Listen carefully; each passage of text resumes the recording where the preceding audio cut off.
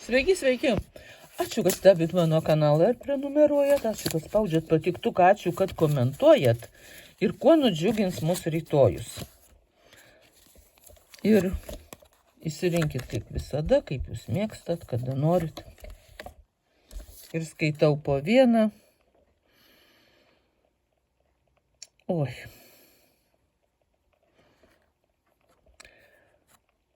Na, visiška grožybė, visiška jaunystė, vis lengvas patyrimas, malonus jausmai, kaip tarytum pavasaris užgrius jūsų sielą, jūs mėgausitės ir grožėsitės. Jūs regėsit viską tokiom spalvom. Jūs apims tokios emocijos, tokia meilė, kad jūs viską matysit šviesiom spalvom, sakyčiau, rožinius akinius. Bet čia tie akiniai ne rožiniai, jie greičiau salotiniai.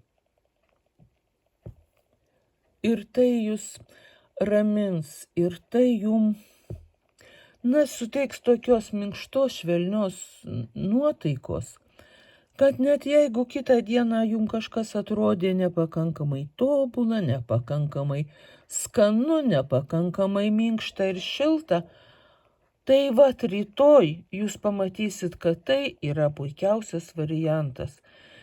Kad bus tokia diena, tokia panaši pavasario diena, kai jau nušvinta saulė, kai prakvimpa gėlės ir paukšteliai čiulba ir tokią nuotaiką jūs rytoj gausit visai dienai. Tai jūs būtinai nudžiugins. Čia reiktų.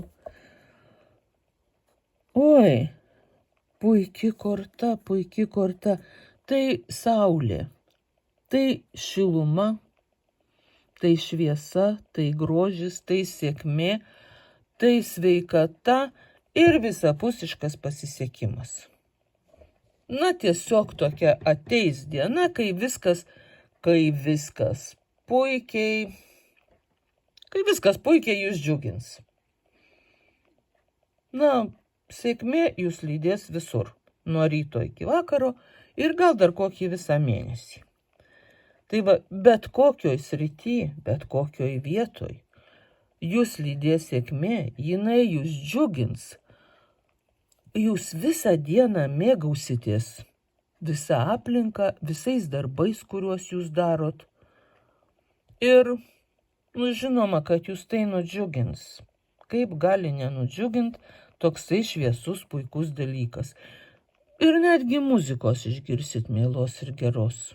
Aš manau, šitas elfas jums pagros.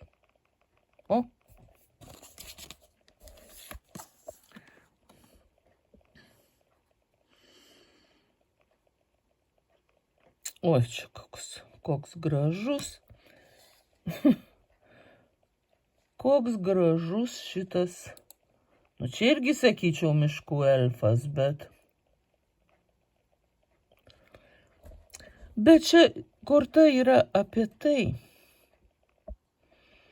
Jūs tikriausiai neglostysit stirnaičių. Bet tai korta apie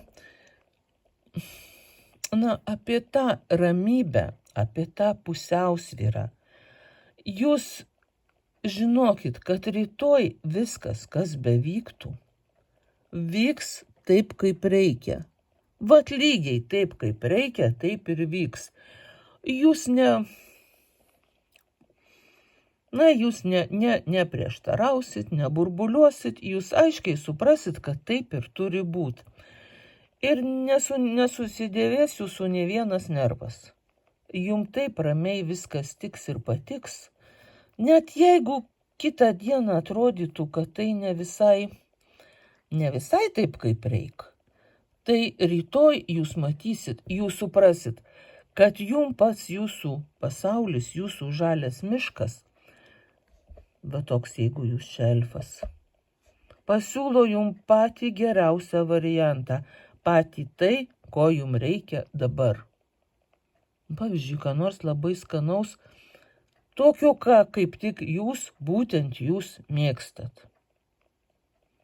Arba jums filmą parodys kaip tik tokį, kokio jūs norit. Arba net jeigu parodys kokį nors kitą, tai jūs pamatysit, kad šitas jums taip pat patinka.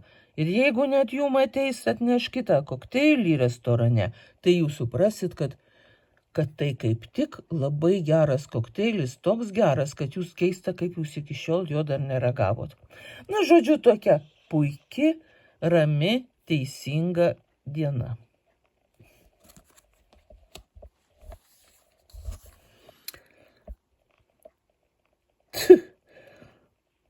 Oi. Nu, va tokios čia mano gražios naujos kortos ir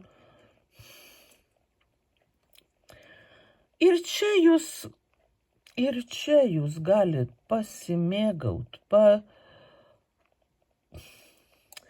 pasvajot.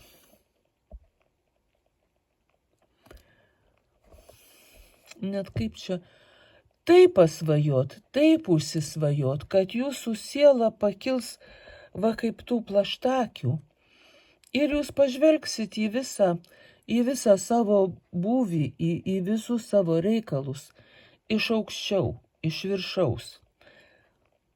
Jūs neseksit detalių, nenagrinėsit, neieškosit priekabių, jūs matysit iš aukštai ir matysit, kaip viskas vyksta.